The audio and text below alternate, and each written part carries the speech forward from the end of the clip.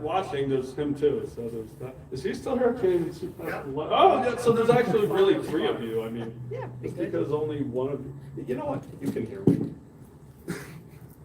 Should I? I don't know. Should I use this for your Facebook Live people? All right. Hi, I'm Alan.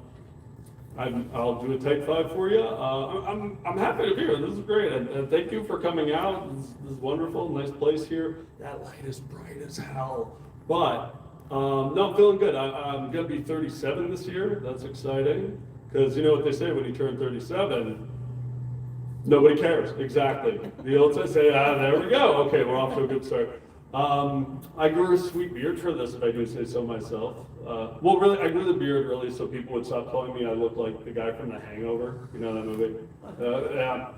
I really wish people would stop calling me that. It's so insulting. I'm so much better looking than Bradley Cooper. Let's be real. All right, I'm killing it. Yes.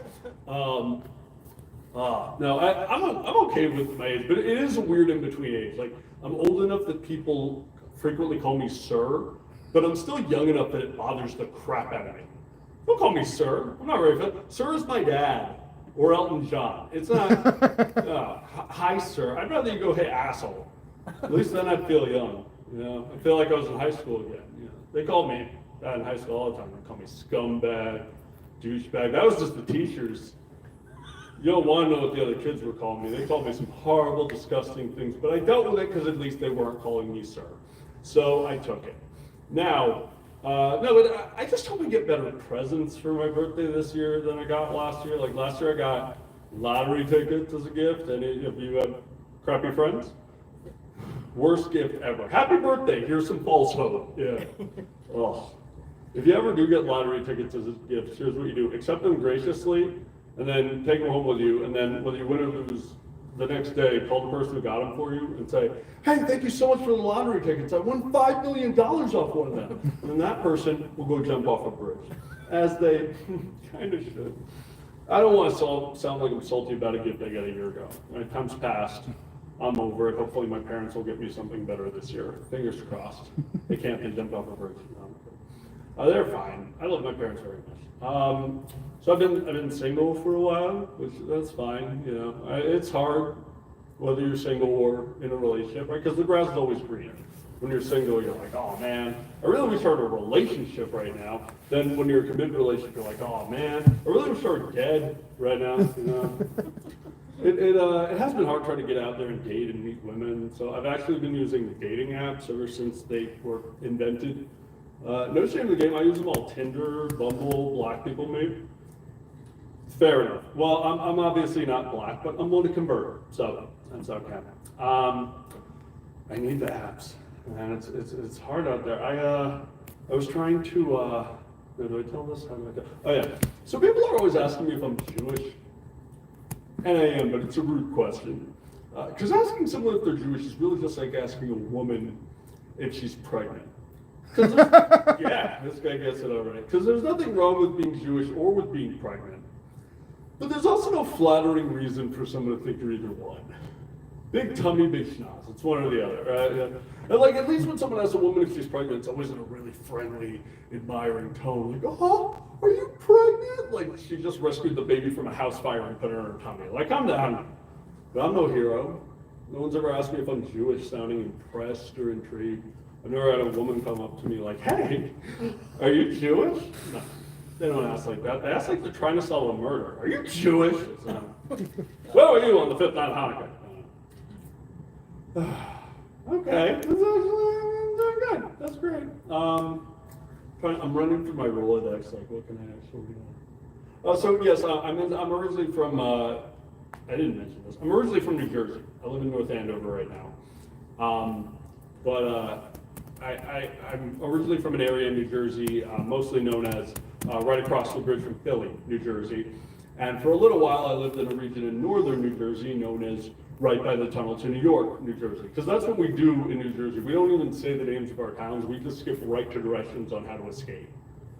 But it's for your own good, because if you ever do find yourself in my hometown, I guarantee you won't be asking, where am I? You'll be asking, how do I get the hell out of here? New Jersey, the why the hell am I here state. That's us.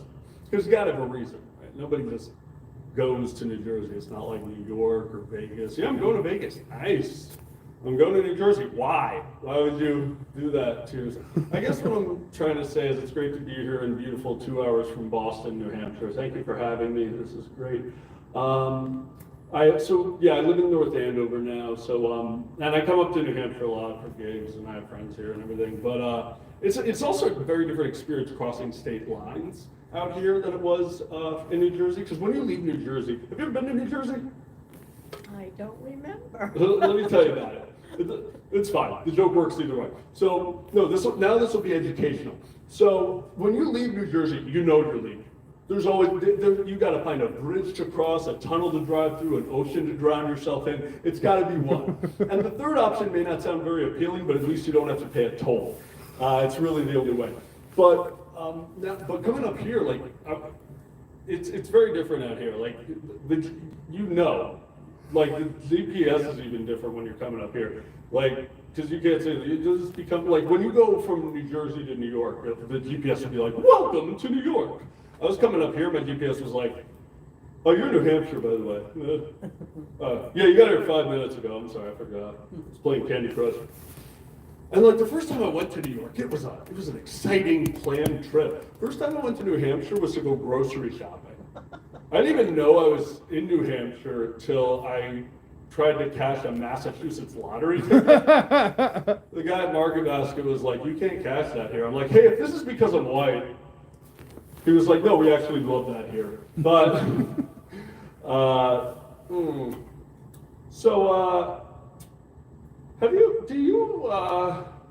you know a show called Blue's Clues? Mm-hmm. Okay, good. It's why I'm here. It's what brought me here. You have Blue's Clues to play. Here's what happened. So when I was younger, I'm really letting you in here. When I was younger, I found that show so inspirational. Like the host, Steve, he would sing these songs, and I still remember this one song, how it would end. And if any of you remember it, feel free to sing along or don't. But he would go, because when we use our minds, take a step at a time, we can do anything that we want to do. And when I heard that, that really spoke to me. We can do anything that we want to do. And when I heard that, I turned to my mom and I said, Mom, you know what I want to do? I want to be a stand-up comedian. And I'll never forget, my mom said to me, Alan, I don't think you should watch Blue's Clues anymore. Well, why not? Because you're 26. Guys, I have been Alan Piket, and let me bring up your musician for the evening. Give it up for Bobcat. Yeah. Thank you, Alan. Thank you.